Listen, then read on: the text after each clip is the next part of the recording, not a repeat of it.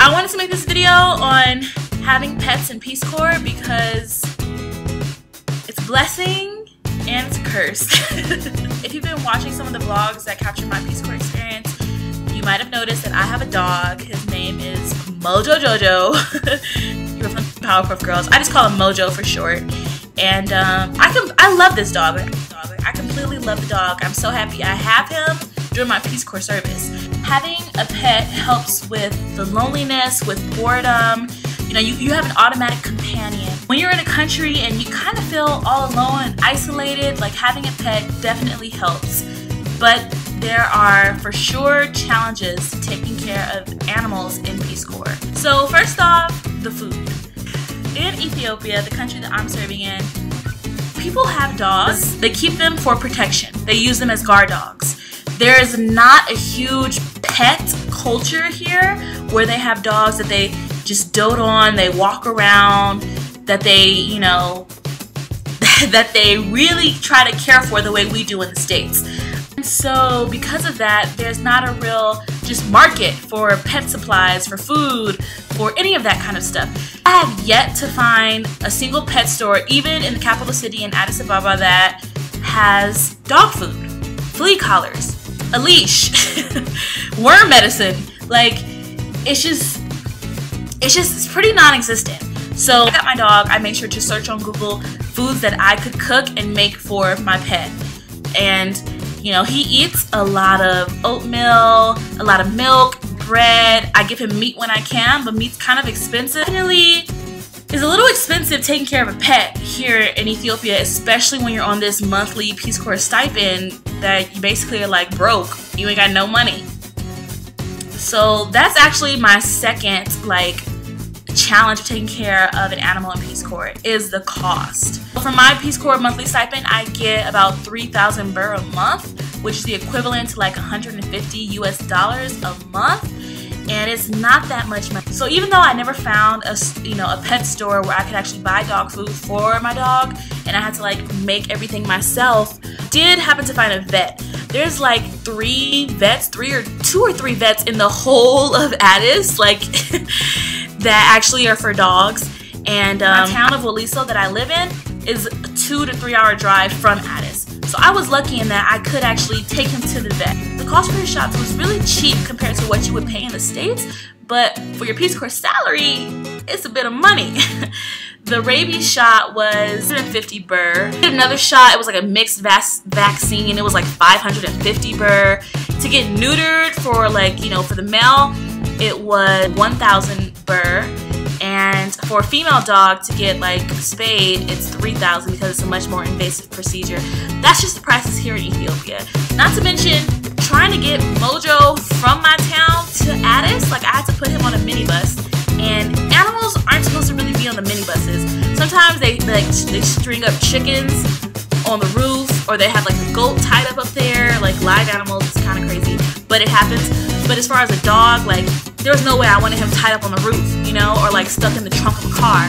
So I would have to pay and extra for his seat and bring him on this bus with me, which I got a lot of just looks and people thinking I was crazy for it.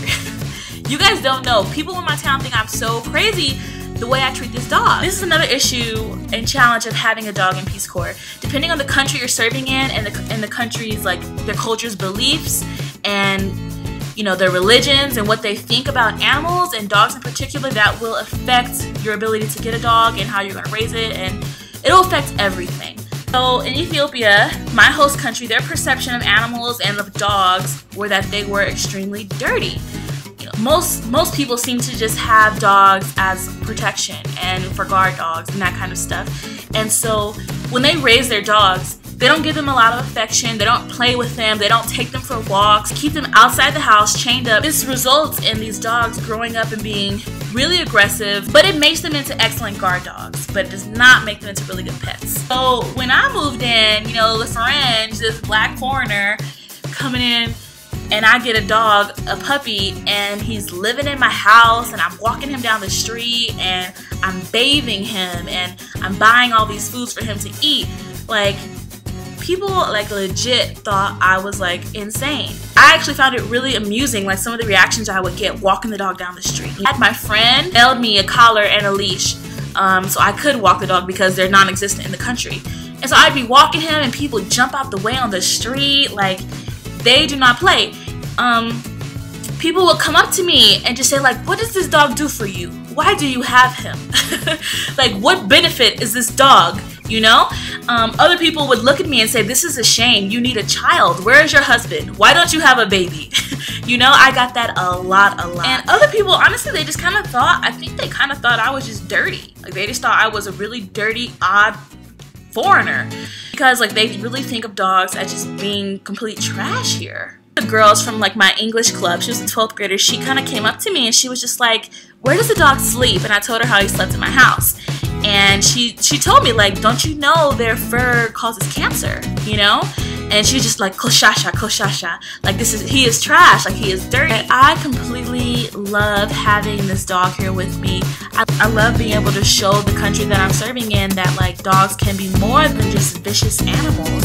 And I've even like began seeing just a change when I walk Mojo. You know, kids, it's always kids. Kids are, I think, the most open-minded, and they used to just like be so afraid. They'd be fascinated with the foreigner walking the dog, but they would be so afraid to come up to him. But over time, eventually I'd see all, you know, these kids touching him, trying to play with him. You know, we would start walking down the street and people yell out, Mojo, Mojo, Mojo. I would hear Mojo instead of getting Ferenj, you, or Ashley. Like, the dog became more popular than I did. And it's been such an amazing experience being able to see, like, just the teeniest bit, like, see people's minds and perceptions change a little about the dogs. All in all, I love having a pet during my Peace Corps service. I love this dog. I don't know what I would do without him. You know, I feel safer because he's there. It just kind of calms me down and it just gives me peace of mind.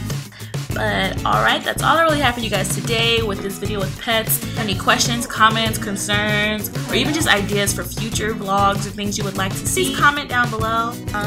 But yeah, thanks for watching. I'll make sure to catch you next week with a new video.